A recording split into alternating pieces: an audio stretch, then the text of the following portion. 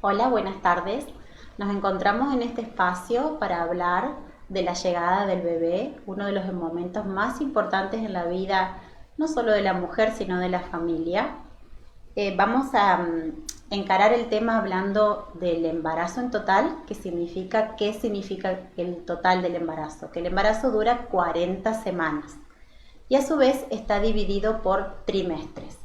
Nosotros vamos a hacer una caracterización y destacar los puntos más importantes que tenemos que tener en cuenta para cada uno de los trimestres de embarazo.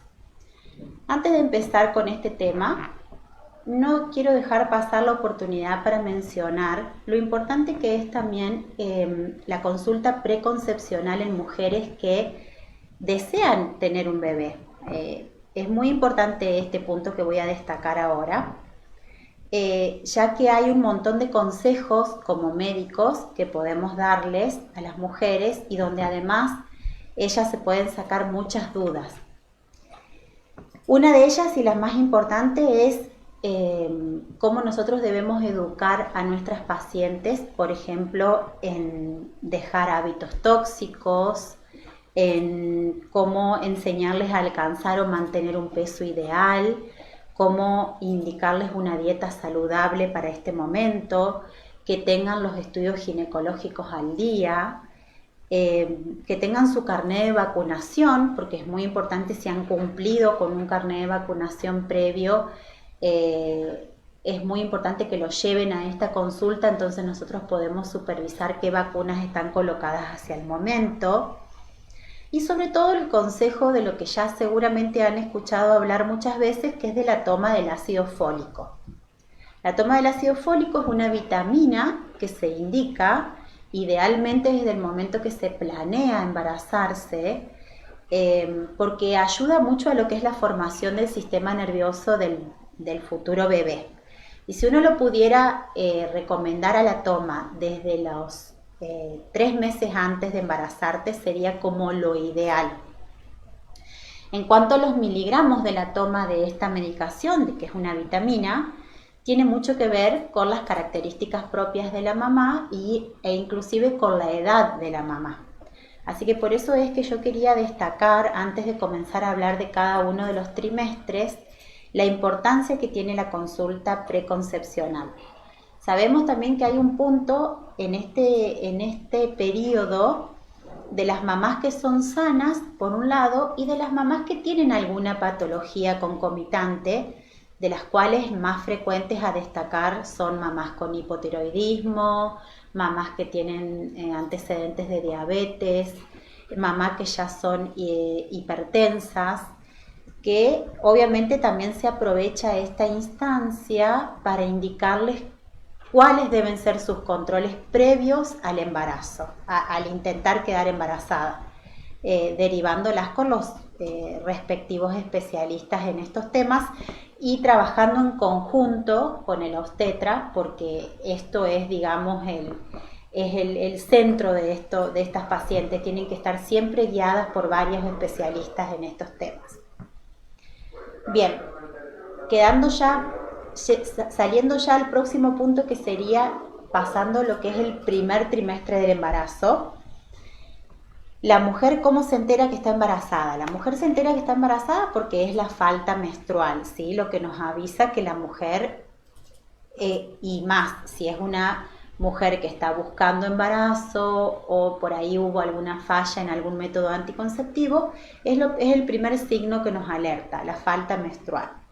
Muchas de nuestras pacientes vienen ya con un análisis de sangre hecho, más vienen con el test casero realizado en su domicilio, el cual les indica que es positivo, y si no, nosotros mediante en la consulta misma las vamos guiando para hacer un diagnóstico, digamos, real de embarazo.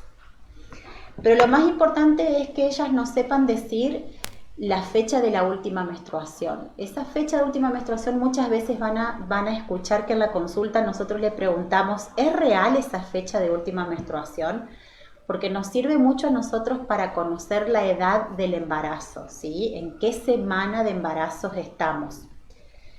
Si no llegase a ser muy confiable o la paciente tuviese antecedentes de ciclos menstruales muy irregulares, o ha estado tomando anticonceptivos, que eso por ahí también nos puede desorientar con fechas, siempre nos vamos a guiar, y esto es muy importante que lo recuerden porque más adelante los voy a volver a mencionar, que lo que más nos va a hablar de una edad gestacional certera es la primera ecografía que pueda hacerse esa mamá, sobre todo la que se hace antes de las 11 semanas, ¿sí? Bien, sigamos con los puntos más importantes y vamos a empezar ahora sí con el primer trimestre de embarazo. Como dijimos al comienzo, el embarazo dura 40 semanas, pero está dividido en 3 trimestres. El primer trimestre va, digamos, hasta las 14 semanas, ¿sí? Importante es que yo me entero a través de un test que estoy embarazada y saco el turno con mi obstetra, o ya sea que tenga una obstetra de cabecera o saco turno para conocer y tener mi primer acercamiento a lo que es la consulta obstétrica. Eso es muy importante. En esa primera consulta el médico va a hacer un interrogatorio muy exhaustivo, les va a preguntar mucho, bueno, todo esto que estamos hablando sobre fecha de última menstruación, si tienen antecedentes de alguna patología previa, si es, por supuesto, primer embarazo o si ya es un segundo o tercer embarazo. De ser así, los antecedentes, cómo han ido viviendo las experiencias anteriores. Y sobre todo lo que tenemos que tener en cuenta es de poder nosotros ahí en esa consulta sacar dudas. ¿Sacar dudas por qué? Porque así sea, y esto es una realidad, el primer embarazo voy a tener muchas dudas, pero también hay mamás que han pasado mucho tiempo entre uno y otro embarazo y es normal que tengan nuevas dudas o que se planteen nuevos síntomas. Esto es algo que siempre les decimos nosotros. Nunca quieran comparar un embarazo con otro porque las experiencias suelen ser diferentes, ¿sí? Es muy común que en el primer trimestre aparezcan molestias que las catalogamos como típicas de esta etapa, como ser los mareos, como ser las náuseas, los vómitos, sobre todo matutinos, el dolor en la zona de hipogastrio. Nosotros mencionamos hipogastrio a la zona que está bien en la zona del bajo vientre. Las mamas empiezan a molestar, hay veces que son el primer signo antes de nosotros tener que ir a realizarnos un test o que la mujer se vaya a realizar el test, por supuesto, para confirmar el embarazo. La molestia de las mamas, la mastalgia, el aumento de la turgencia, esos suelen ser los primeros signos. Muchas chicas manifiestan, muchas mujeres manifiestan mucho sueño, mucho cansancio, muchos cambios de humor, sensibilidad a determinados olores, cambio de preferencia por los alimentos, mucho asco por ciertos alimentos que quizás antes no le provocaban ningún tipo de sensación. Esos son todos signos y síntomas que son muy comunes en el primer trimestre de embarazo, ¿sí? Y de eso tenemos que estar informados tanto preguntándonos ustedes a nosotros como profesionales, haciéndoles toda esta explicación y educándolos para que no lo tomen como algo tan extraño. Sabemos que es difícil de sobrellevar, en algunas chicas se presentan con más intensidad que otras, pero a su vez es importante también aclarar que cada síntoma, y más cuando se vuelve mucho más molesto, todos tienen forma de manejarse a través de cambios de hábitos o de medicación que nos pueden hacer un poco más llevadero esta etapa, ¿sí? Que ya les digo, para algunas chicas es más molesta que para otras. En ese primer control, desde el punto de vista médico, nosotros vamos a pedir una primera ecografía, donde el objetivo de esa ecografía, dependiendo por supuesto siempre de la edad gestacional que consultemos, siempre es ideal estar consultando entre las 6 y 7 semanas de embarazo para poder visualizar el saco embrionario y el embrioncito que está dentro, que es el futuro bebé. Ya que a través de esa estructura, cuando uno hace una eco transvaginal, y no se asusten de que sea ese tipo de ecografía, porque se puede hacer perfectamente en el embarazo, se van a visualizar los latiditos del bebé, y eso es lo que nosotros llamamos comprobación de vitalidad. Entonces eso nos deja como más tranquilos y que el bebé está ubicado en donde tiene que estar, es decir, en determinada posición adentro del útero, ¿sí? También se pide una serie de laboratorios donde ustedes van a ver que son muchas crucecitas que se marcan en el pedido de laboratorio. No se asusten porque eso con una toma de sangre más una toma de orina vamos a recabar muchos datos que se necesitan para el primer trimestre también. Ahí incluye conocer si tenemos anemia o no, y también pedimos todo lo que es la parte del estudio de la serología, HIV, hepatitis B, hepatitis C, enfermedad de sífilis. Eso tienen que estar muy familiarizados porque es muy importante e inclusive son estudios que después en el segundo y en el tercer trimestre se vuelven a repetir. Si no hemos hecho hasta este punto algo que les mencioné en la consulta preconcepcional, tan importante como los estudios ginecológicos, y no se lo logró hacer la mujer y llega a esta instancia sin hacerse, por ejemplo, el Papa Nicolau y colposcopía, es muy importante que nosotros lo pidamos, porque el embarazo no es un impedimento para hacer el Papa Nicolau ni la colposcopía.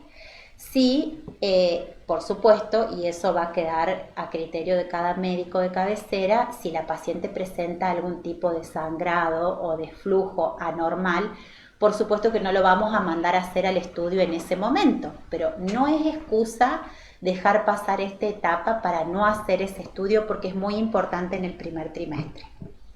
Con respecto a qué vacuna estamos recomendando en la actualidad colocarles, y sobre todo cuando nos encontramos en la primera consulta, sobre todo y más por la época del año donde estamos, es la vacuna antigripal. Ya ellas se van con la orden para colocarse la vacuna antigripal en cualquier vacunatorio. Puede ser el vacunatorio del sanatorio, puede ser un vacunatorio de una institución pública, porque al estar en el carnet de vacunación obligatorio de las embarazadas, sí o sí se lo deben colocar con un certificado propio del médico que diga que está de tantas semanas de embarazo. ¿Sí? Bien.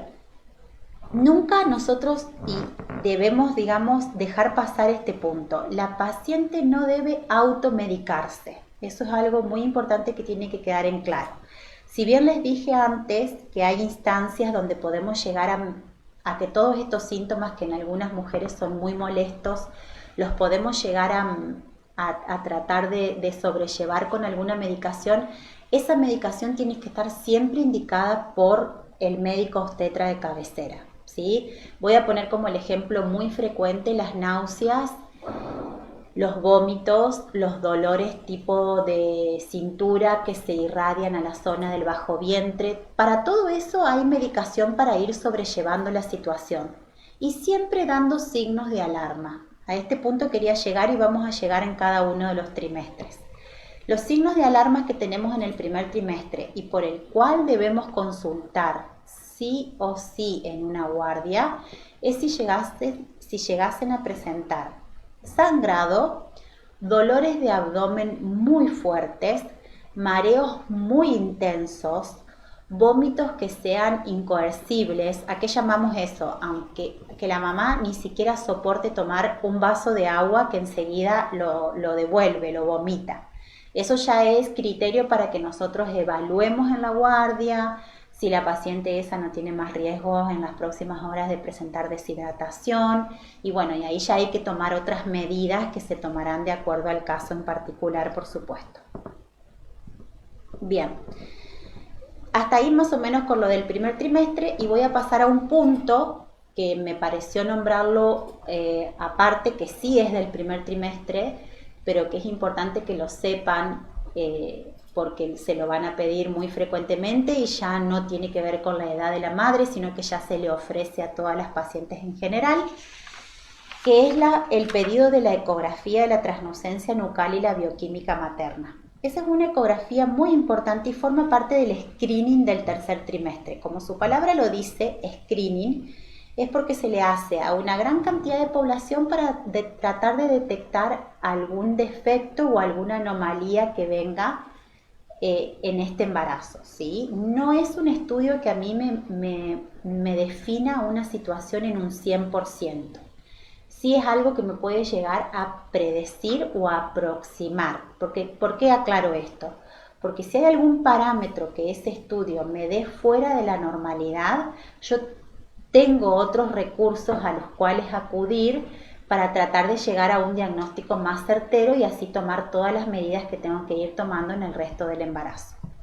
Ustedes van a ver que más o menos llegando entre las 10, 11 semanas se les pide una ecografía con translucencia nucal y el Doppler de las arterias uterinas, y además se le pide un análisis de sangre que se llama bioquímica materna. Esos son estudios que en realidad van en 2 hojas separadas, y si bien las instancias, por un lado es que yo me saque sangre esa misma mañana que me voy a hacer la ecografía, y por otro lado hacerme la ecografía con determinados profesionales que están entrenados para ese estudio, en definitiva se terminan complementando. Eso significa que juntan los valores de esos determinantes placentarios que vienen en valores propiamente dichos, se juntan con los hallazgos ecográficos, y eso a mí a través de un software me devuelve un riesgo, ¿sí? Que tiene que ver con el riesgo basal, que se refiere más a la edad materna, y el riesgo integral, que tiene que ver con todos los otros hallazgos que se encontraron en la translucencia.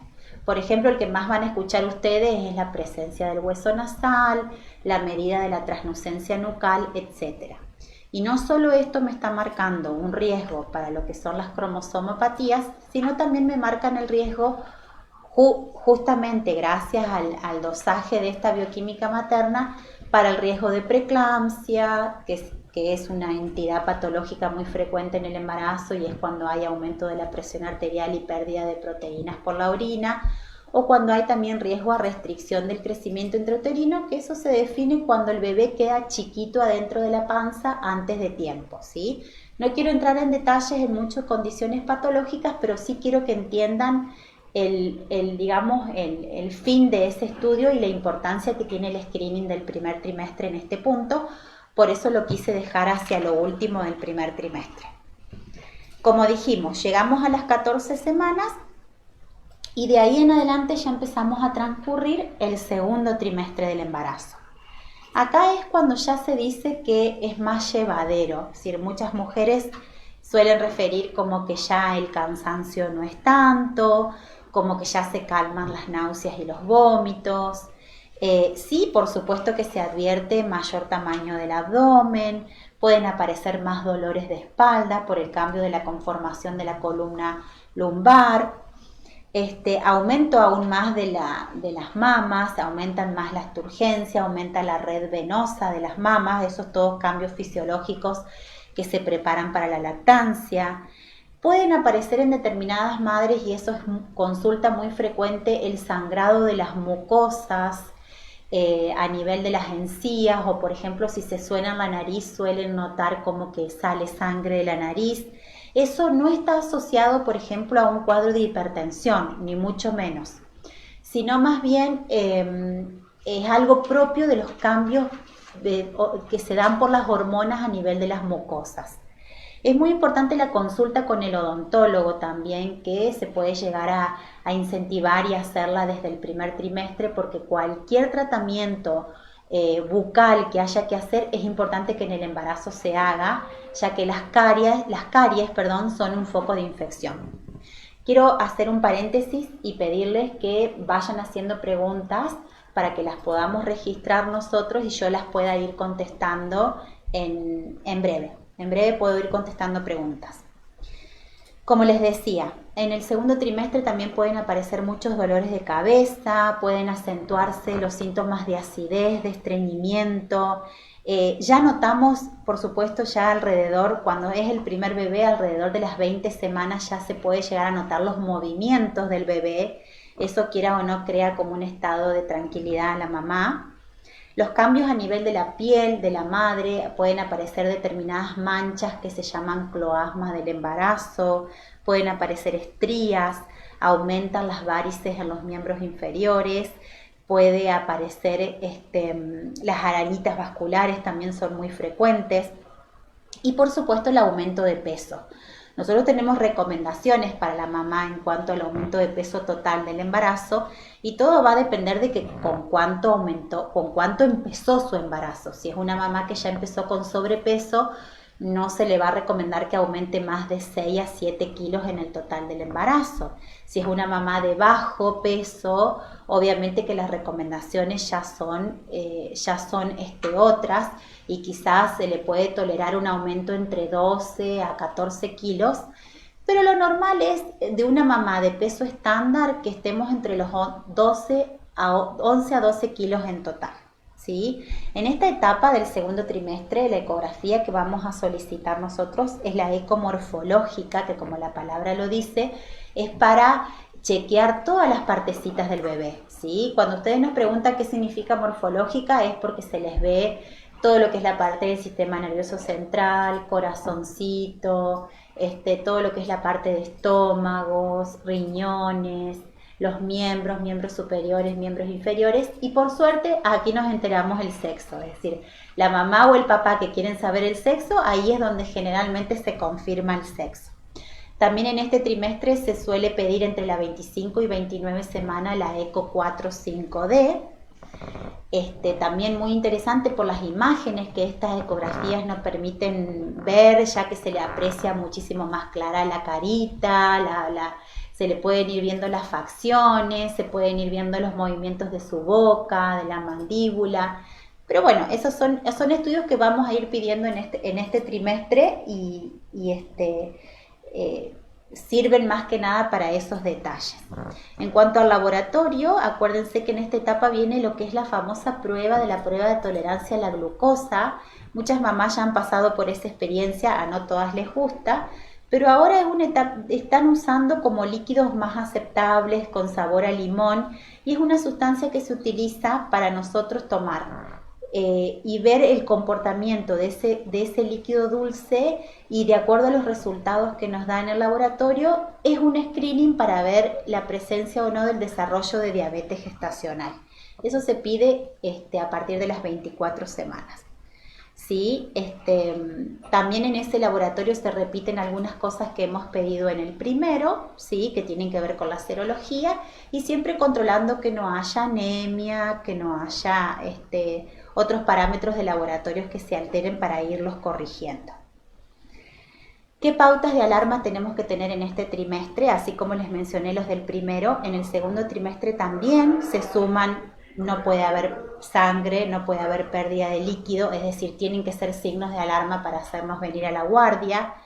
Pueden aparecer algunas contracciones que se hacen más notables, pero esas tienen que consultarnos si se quedan con dudas, porque nosotros vamos a poder discernir si son contracciones que son de las que mencionamos como amenaza de parto prematuro o son propias del estiramiento del músculo, del estiramiento de los ligamentos. Por supuesto, una mamá que presenta fiebre, y hoy por hoy la fiebre es un signo de alarma para todo el contexto epidemiológico que estamos viviendo, pero siempre la fiebre tiene que ser una llamada de atención en el embarazo, mucho dolor de cabeza, por supuesto es que tiene que consultar a la guardia ante esas eventualidades. Llegamos más o menos a las 28 semanas y pasamos de ahí en adelante al tercer trimestre, ¿sí? Y aquí es donde más crece el bebé. El bebé sigue creciendo y creciendo. Tengan en cuenta que obviamente va a depender de muchos factores genéticos, de cómo viene aumentando de peso la madre, pero un bebé en el tercer trimestre por semana crece alrededor entre 210 a 245 gramos por semana. Aquí ya como síntoma la mamá ya puede manifestar molestias tipo, porque ya obviamente tiene mucho que ver con el crecimiento uterino, molestia tipo calambres, dolor de espalda más acentuados, entumecimiento de las piernas, presencias de edemas, puede presentar prurito, que significa que pica mucho en la piel, ¿sí? Ante esos síntomas siempre se recomienda que vayan a la consulta, porque nosotros tenemos que saber discernir de otras entidades que sí son patológicas, que con estudios de laboratorios y examen físico nosotros nos podemos dar cuenta y tratarlo, por supuesto, en el momento que lo necesitamos tratar. Las mamás pueden manifestar posiciones, digamos, dificultosas para descansar, ya no es lo mismo la noche, ya empieza con el insomnio. Entonces es importante que la madre sepa cuáles son las posiciones más importantes o que podemos adoptar para tratar de lograr un descanso más placentero, digamos. Vamos a ir leyendo algunas preguntas que han llegado. Acá me llega una pregunta. ¿Es normal que una mujer embarazada se siga sintiendo descompuesta después del tercer mes? Sí. Digamos, hay un porcentaje de mamás que en el 85% les diría sienten todos esos malestares que estuve comentando al principio, las náuseas, inclusive los vómitos matutinos en el primer trimestre. Pero también hay un porcentaje menor que sigue durante el embarazo y si bien lo podemos ir, como les decía antes, a través de medicación podemos ir logrando que eso se calme un poco, a su vez educándoles mucho sobre la dieta, haciendo interconsulta con nuestra nutricionista para hacer una dieta más ordenada y saber qué alimentos sí, qué alimentos no, puede que la mamá tenga que requerir de medicación antieméticos que se llaman, el más reconocido es el Reliberam, durante más tiempo en el embarazo. Leo otra pregunta que ha llegado por las redes. Estoy de 33 semanas y no puedo realizarme la ecografía de la translucencia nucal porque tuve COVID. ¿Es riesgoso para el bebé o para el embarazo? En realidad, con esto que nos ha tocado vivir de la pandemia, este año no tanto, quizás más eso se pudo ver en el 2020, pero sí hubo un retraso tanto en las consultas como en la realización de los estudios. Lamentablemente, si ya no se pudo hacer la translucencia tiene una etapa que es de la 11 a la 13 semana. Idealmente nosotros adoptamos la 12 semana para que se hagan el estudio. Pero es importante también que ustedes sepan que así como existe la translucencia, también está el estudio de la morfológica que se las mencioné y se hace entre la 20 y 22 semanas. Y también esta ecografía ayuda muchísimo a aportar datos que quizás no van a ser exactamente iguales a los de la translucencia, pero sí que me van a ir aportando datos, como les decía, o me pueden ir dando parámetros donde yo puedo seguir viendo si el bebé viene formándose todo bien, ¿me entienden? Además que en este punto ya el bebé está más formado, ya está más grande, ya se pueden visualizar, por ejemplo, estructuras del sistema nervioso mucho de manera más clara. El corazoncito también se complementa con un estudio de ecocardiograma fetal que nuestros profesionales acá en el servicio están capacitados para hacerlos. Y nosotros ya sabemos en qué momento también tenemos que mandar a hacérselos hacer y eso complementa aún más. Es decir, conclusión, no me pude hacer la eco de la translucencia nucal por razones, en este caso fue por una enfermedad y que por supuesto tenía que estar aislada y no te lo podías hacer. Se pueden acudir a otras ecografías que si bien el bebé ya va a estar más grande, pueden seguir detectándose ciertos hallazgos para ir teniéndolos en cuenta antes del nacimiento. Bien. Tengo otra pregunta que ha llegado por las redes. Estoy de 35 semanas y aún no me vacuné contra el COVID. ¿Me conviene hacerlo ahora o esperar que nazca el bebé? Los estudios a nivel tanto nacionales como internacionales están sugiriendo que se vacune la mamá en cualquier momento del embarazo, inclusive después que ha nacido su bebé. Inclusive en el momento de la lactancia también se ha comprobado que debe estar vacunada la mamá, porque por supuesto, con esto de la vacuna del COVID, se ha visto que cuando afecta en el embarazo, la complicación en el embarazo es más severa, es decir, a la mujer embarazada no vacunada que ha tenido la complicación que es la neumonía, la ha pasado bastante mal en comparación a una mujer vacunada. Entonces nosotros sí estamos recomendando que se coloquen las vacunas en cualquier edad de embarazo, hablándoles siempre a nuestras pacientes, informándoles la realidad de la vacuna, que es una vacuna que ha sido fabricada, por así decirlo, para que nos entendamos en una época de pandemia, que está todavía en fase 3, por supuesto que faltan más fases de estudios para completar todo lo que es la seguridad y todo lo que es en cuanto al producto en sí y la eficacia. Entonces Eso a la paciente se le aclara porque hablándolo con ella lo entiende perfectamente, y además que es un acto voluntario. Es decir, nosotros como médicos la función que tenemos es de informar, es de sugerir y es de hablar hoy por hoy de riesgo-beneficio. Por supuesto que la decisión termina siendo de la paciente. Yo creo que sí, que hoy por hoy, por lo que uno ha tenido que ver en esta época de pandemia y ha tenido que vivir con pacientes embarazadas, siempre va a ser la sugerencia a favor de que se vacunen. Otra pregunta que no tiene que ver con lo que hemos venido diciendo, pero sí es muy interesante: ¿cuál es la posición adecuada para dormir? La mujer embarazada, dependiendo del tamaño que tenga la panza, por supuesto, al principio va a poder dormir como venía acostumbrado haciéndolo desde antes, o boca arriba, boca abajo, porque todavía la pancita no va a resultar ningún tipo de molestia.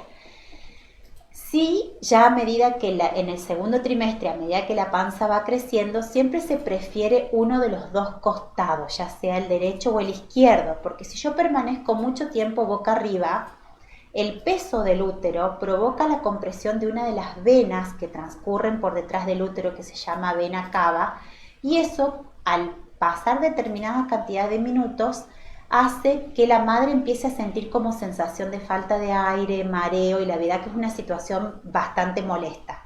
Y eso la obliga a cambiarse de posición. Entonces, si tenemos que aconsejar, la posición es, cuando ya la panza está más grande, de alguno de los dos costados, si es posible con una almohada entre las piernas, porque eso también relaja muchísimo lo que es la zona lumbar y ayuda a corregir un poco esa parte de la columna que se afecta demasiado con todos los cambios del embarazo.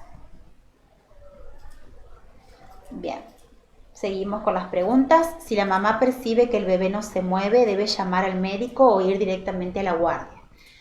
Yo diría que llamar al médico no. Llamarlo no, porque llamarlo a través de una llamada telefónica, nosotros más que interrogarles y qué nos va a decir, que el bebé no se mueve. Entonces es preferible hacerse presente a una guardia donde nosotros disponemos de médicos que están las 24 horas y que disponemos de aparatología para darnos cuenta, que más de una de ustedes debe conocer lo que es el monitoreo fetal, que es donde nosotros utilizamos un aparato tanto para detectar los latidos del bebé como para controlar si hay presencia o no de contracciones. Y eso a nosotros nos da, entre otros parámetros, la variabilidad y la reactividad que tiene ese bebé. Es decir, ese aparato a nosotros nos muestra si el bebé se está moviendo y el bienestar del bebé en ese momento en la panza. Es algo que les quería también aclarar, que está muy caracterizado a partir del segundo trimestre, y es cuando nosotros empezamos a sentir que el bebé se mueve. Que un bebé se mueva mucho no es malo, puede ser molesto, puede ser para la mamá una situación molesta, y más cuando va creciendo hacia el tercer trimestre, pero eso para nosotros es algo muy bueno porque nos está indicando un bienestar fetal. Es decir, si el bebé adentro de la panza se mueve, quiere decir que tiene buena reserva de oxígeno, entonces nos está hablando de una buena vitalidad fetal. Bien, otra pregunta. Hoy me puse la primera dosis de la vacuna COVID. ¿Alguna recomendación en especial? Las recomendaciones son estar atentas a cualquier síntoma que puede provocarme la vacuna, pero como a cualquier otra persona aún no estando embarazada. Si yo empiezo a sentir decaimiento, es normal. Si me empieza a doler el cuerpo, es normal. Puedo tomar paracetamol tranquilamente. Si sube algunas líneas de fiebre, también puedo tomar el paracetamol. Es decir, son y se supone que son síntomas que son autolimitados. Yo al cabo de 3 o 4 días ya me tengo que sentir mucho mejor. Bien, acá pregunta, se ve que un papá. Mi esposa está de 28 semanas y últimamente se le duermen las manos o la zona de la yema de los dedos. Sí, lo que puede llegar a estar pasando en estos tipos de casos es que por el mismo edema que se produce a nivel de los miembros, es como que comprimen las articulaciones, y eso hace como un entumecimiento, así como pueden aparecer en la zona de las piernas, de las articulaciones de miembros inferiores, también pueden aparecer los miembros superiores y más a nivel de las manos. Hay que controlar que ese entumecimiento sea esporádico y que no cambie de color la piel, o que la piel no se ponga muy fría, Si no, ya nos pueden consultar a los médicos de cabecera, por supuesto, y también el grado de edema que tenga, que no vaya progresivo a medida que suman las semanas, porque ahí ya tenemos que investigar otras cosas. Pero generalmente se da por eso, se da porque el mismo entumecimiento a nivel de las articulaciones. Bien, hay otra pregunta por aquí. ¿Es normal sentir mucho dolor en un solo lugar de la espalda? Estoy embarazada de 28 semanas. El dolor de espalda, cuando a medida que va avanzando el embarazo, suele referirse más en lo que es la zona dorsal y lumbar, pero es por los cambios característicos del que sufre la columna, fisiológicos, porque ustedes piensen que es un abdomen que está creciendo debido al crecimiento del útero, entonces esa columna se tiene que adaptar a todos esos cambios fisiológicos. Ahora, que me duela en un lugar en particular, ya hay que hacer diagnósticos diferenciales con otras cosas. Por ejemplo, lo que se suele presentar con un dolor más localizado en la espalda y que se irradia o no, y eso lo tenemos que evaluar en una consulta médica, es por ejemplo el cólico renal, o puede ser la presencia de una ciatalgia, que es el famoso dolor del nervio ciático, que suele irradiarse también a la parte superior de la nalga y correr por de toda la parte posterior de la pierna.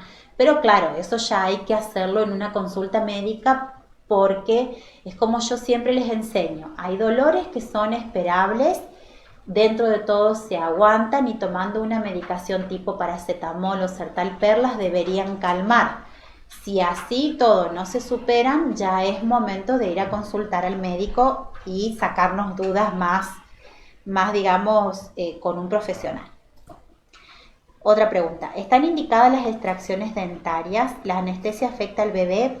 No hay problema con las extracciones dentarias. Generalmente nosotros recibimos de parte de los odontólogos, recibimos un RP donde nos piden autorización para que nosotros les enviemos el certificado a la paciente embarazada. Entonces nosotros redactamos, preferentemente si se puede y el cuadro lo amerita y no es una situación de urgencia como ser una infección o un absceso periodontal, lo podemos diferir un poco hacia luego de las 14 semanas. Pero si no, nosotros siempre autorizamos a los tratamientos odontológicos. ¿Por qué? Porque como les decía antes, las caries son foco de infección y todo lo que sea foco de infección en el embarazo hay que combatirlo. Y ya que estoy mencionando las caries, voy a mencionar también las infecciones urinarias, voy a mencionar las vaginosis, que son las infecciones del flujo vaginal.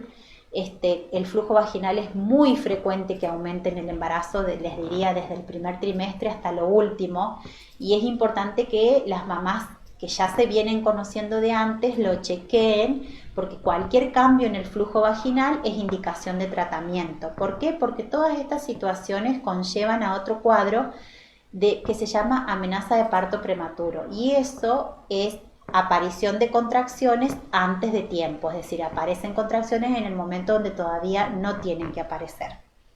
Entonces es importante volver a este mensaje. Todo lo que sea focos infecciosos en el embarazo hay que combatirlos. Y en este caso, volviendo a la pregunta, si el odontólogo considera que tiene que sacarse esa pieza dentaria porque hay infección previo a la toma de antibiótico y eso, no hay problema que lo hagan. Seguramente van a necesitar una autorización de la obstetra. Bien, ¿debe evitarse la vacunación durante el primer trimestre? Bueno, acá no está muy especificado qué vacunación, yo no sé si se referirá posiblemente a lo del COVID. No estamos, digamos, contraindicando de acuerdo a los trimestres. Sí estamos teniendo nosotros la precaución de aclararles que si es una paciente que se ha colocado la vacuna antigripal, en el primer trimestre, en el segundo, donde sea, deje pasar 15 días para poder colocarse la vacuna COVID, por ejemplo, ¿sí?